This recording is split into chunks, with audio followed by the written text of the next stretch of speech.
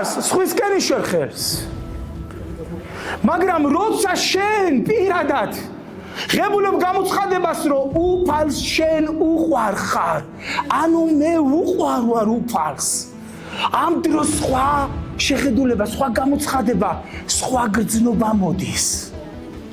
როცა შენ ამბობ, რომ იესო ქრისტე გაეკრა ყველა ადამიანისთვის ჯვარზე, კარგად ვერ იაზრებ, იმიტომ რომ უყურებ ქვეყნიერებას და მრავალ ადამიანს ხედავ, შენს გამო გაეკრა ჯვარზე, შენ რომ არ მომკვდარიყავი და შენ რომ არ ყოფილიყავი ნელთბილის შემდეგ, შენ რომ ყოფილიყავი ავსებული, ანთებული, კურთხეული, შენ რომ ყოფილიყავი სულის ძალაში, ამისთვის გაიღო იესო ქრისტემ მსხვერპლი.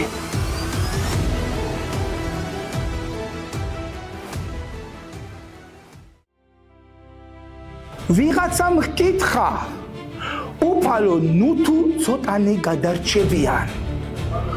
ვიღაცას, როცა იესო ქადაგებდა, როცა იესო ასწავლიდა, კითხვა გაუჩნდა, კითხვა დაებადა. ეს კითხვა რატომ იყო გამოწვეული ამ ადამიანში?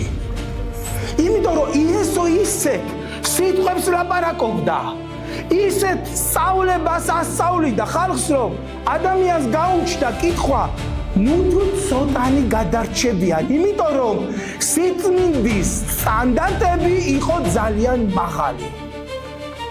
ამის შემდეგ უფალი რაღაც მნიშვნელოვანს ეუბნება. ნახეთ 24 მუხლი. ძალღონე არ დაიშუროთ, რათა შეხვიდეთ ვიწრო კარიდან, რადგან გეუბნებით, მრავალი ეცდება შესვლას, მაგრამ ვერ შეძლებს. მრავალი ეცდებაო შესვლასო, მაგრამო ვერ შეძლებსო და ძალღონე არ დაიშუროთო. არ უნდა დაიშურო შენი ძალღონე, რომ შენი თავი აიძულო, რომ მე დღეს უფალთან უნდა მივიდე და მას უნდა მოვემსახურო. მე დღეს სხვა მისია მაქვს, იმიტომ რომ ძალიან მალე გაქრება ეს წლები, რაც მე ღმერთმა მომცა და ამ წლებში უნდა გამოვიყენო მაქსიმალურად, რომ ვასიამოვნო უფალს ჯერ ჩემი ცხოვრებით და მერე გადარჩენილი ადამიანებით. ამიტომ ღმერთი დღეს შენზე დევს იმედს და გეუბნება, შენ თუ გადარჩენილი ხარ, მაშინ ისე უნდა მოქმედებდე, როგორც ზეციერი ადამიანი იმოქმედებდა და ამის მაგალითი ჩვენ გვაქვს იესო ქრისტე.